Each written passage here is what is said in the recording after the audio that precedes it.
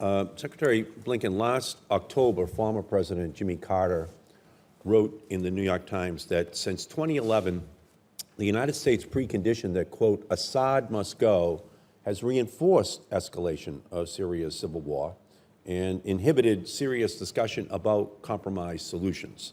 Last Wednesday, President Carter published a follow-up piece in the Times calling on the entire international community to focus for now on just one imperative: stop the killing.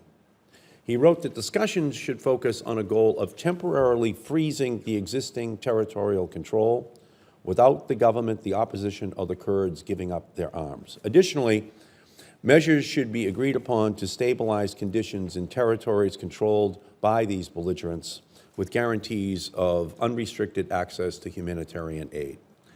Secretary Blinken, what do you think about that proposal? The United States could advance that even in the absence of Russian or Syrian agreement by proposing a Chapter 7 United Nations Security Council resolution requiring all parties to immediately stop the killing, stabilize civilian populations, and ensure full access to humanitarian relief for all victims of this war. Russia's ongoing atrocious behavior in Aleppo makes it clear that they would not support such a resolution.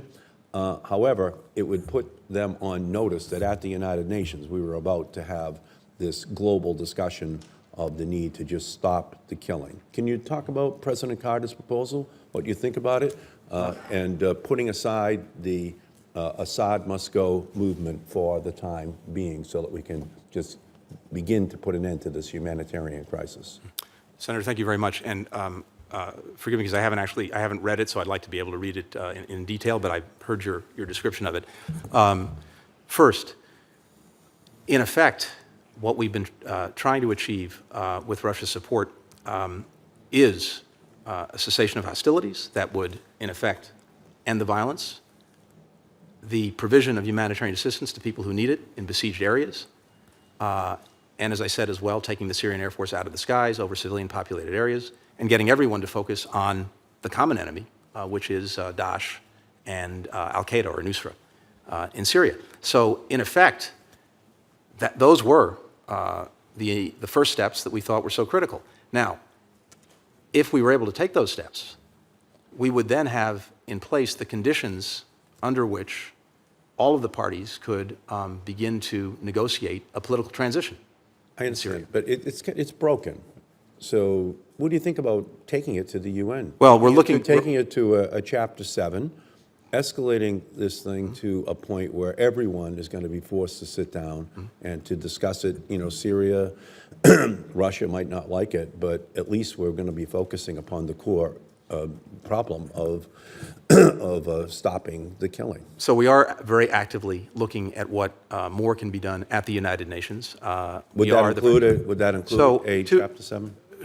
Sure, except that, of course, Russia would almost certainly veto a Chapter 7. And that's all right. That's all right. Let's have Russia veto it. Let's have Russia be, let's pin the tail on the donkey. Let's have the culpable parties be put in place. Let's not allow them. I just think there's such an atmosphere of ambiguity.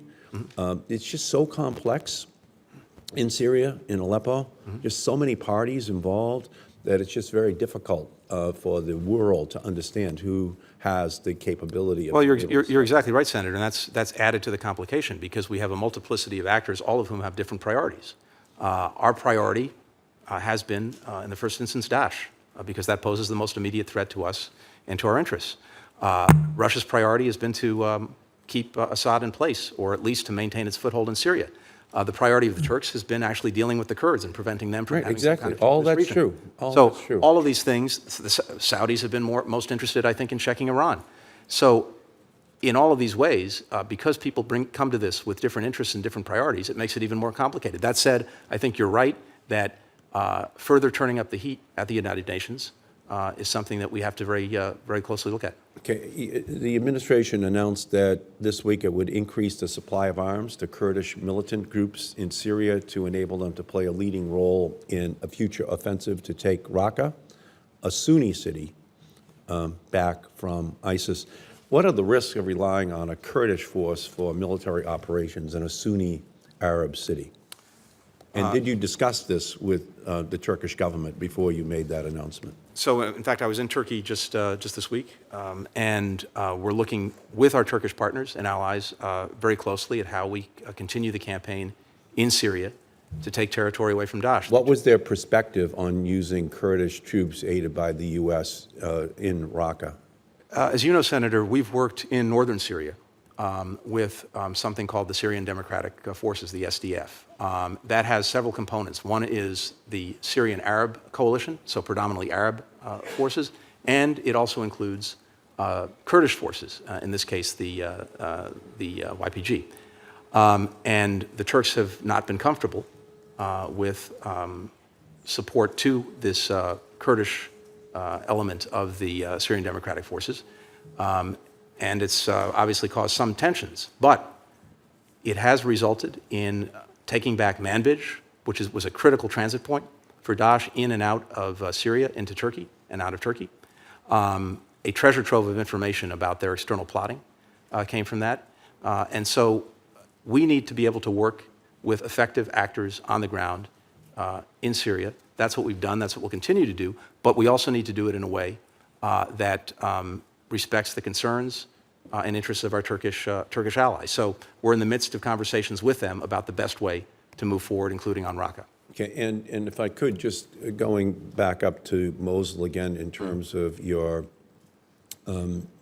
statement that it will be a Sunni government officials, Sunni police that will be in charge of Mosul.